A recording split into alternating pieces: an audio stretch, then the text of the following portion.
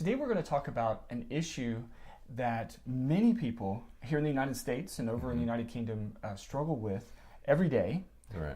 And I think it's much more of a problem than one might have originally thought. Much more prevalent than originally thought. Right. In fact, the official organizations in the United States, it would be the American Psychiatric Association, and in England it's called the National Institute for Health and Care Excellence, the UK analogy for the American Psychiatric Association.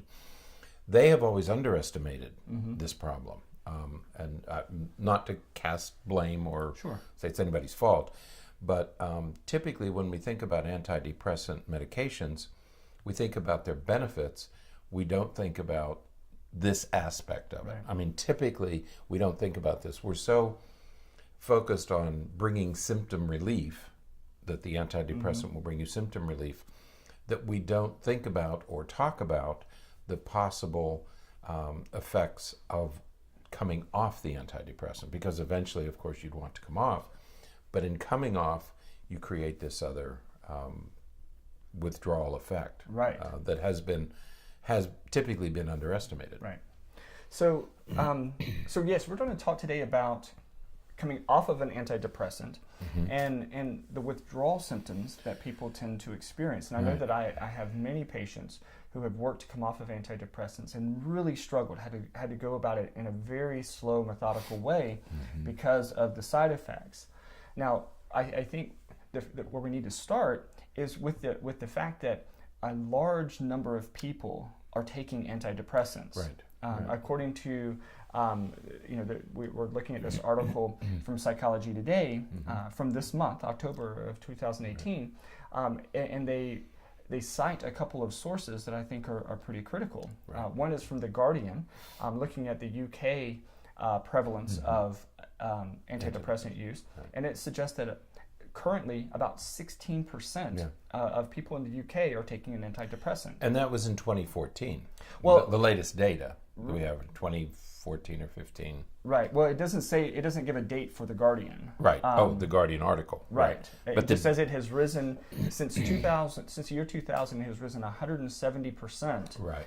With about 16% of the adult population on antidepressants. Right. When those data were collected. Right. Whenever that was. It might be higher, but even 16% is a substantial part of the population. And in the U.S., the most recent, as you said, is 2014, and that suggested that 13% of U.S. adults are prescribed antidepressants. Yeah. So that is a striking increase, just a striking number. Right. Because I mean we're approaching 20% of 300 million people. 1 in 5 adults Right. on an antidepressant. Right.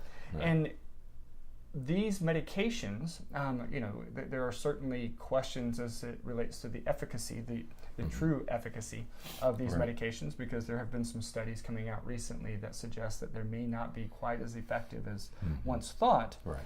But they are prescribed at alarming rates for multitude of reasons, not just depression, but also anxiety and some other issues. Some antidepressants are even prescribed just for sleep.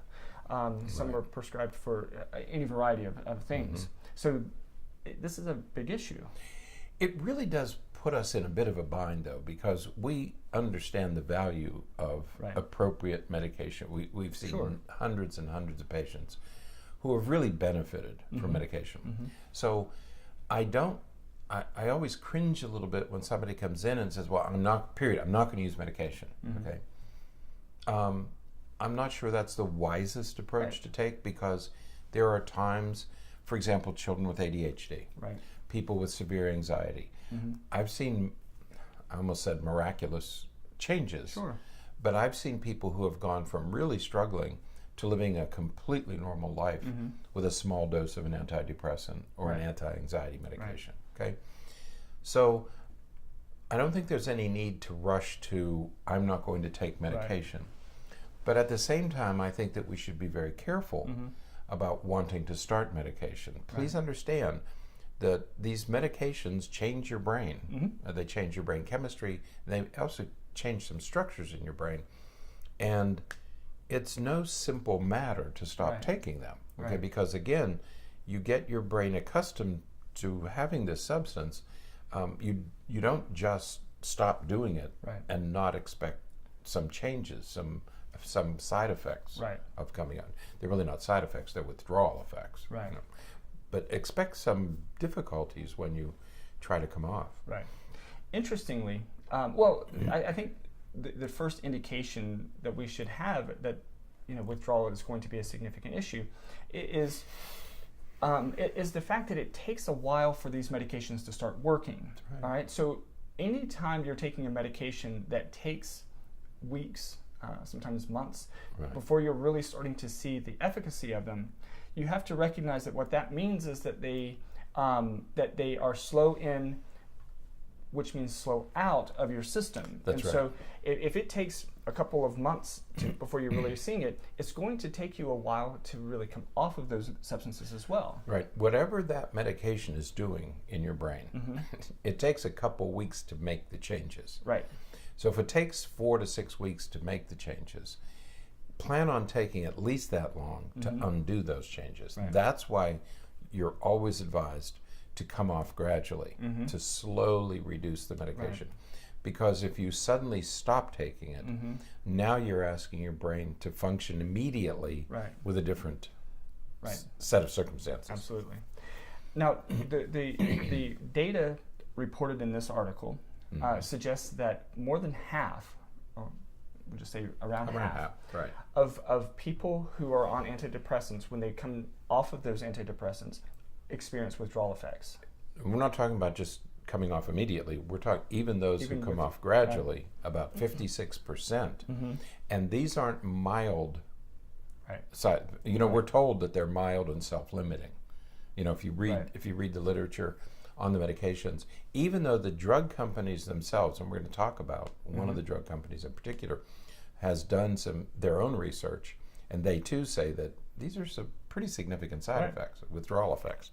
And so we're not talking about simple, but 56%, and that's what this study was aiming to do. Is it was a meta-analysis. It was a study of studies that wanted to investigate just how many people do have withdrawal effects. Okay, and it's upwards of 56%.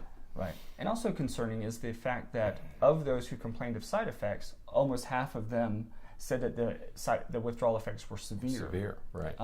And those side effects are going to include anything from flu-like symptoms to physical pain in the body.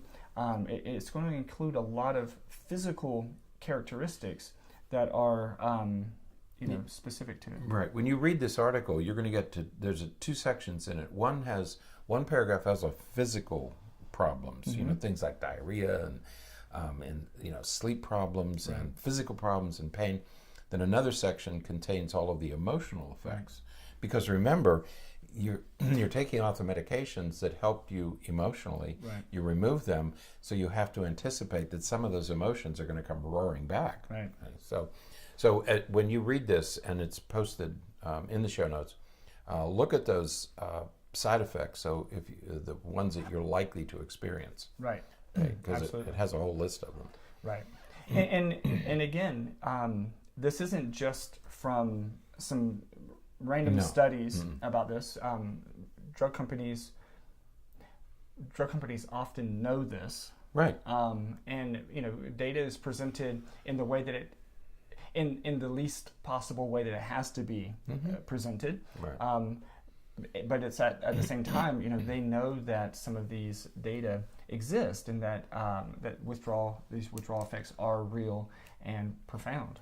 GlaxoSmithKline, the creators of Paxil, did a study back in 2005, and they published it and said, hey, be aware that there are possibly some significant withdrawal effects when you come off this medication.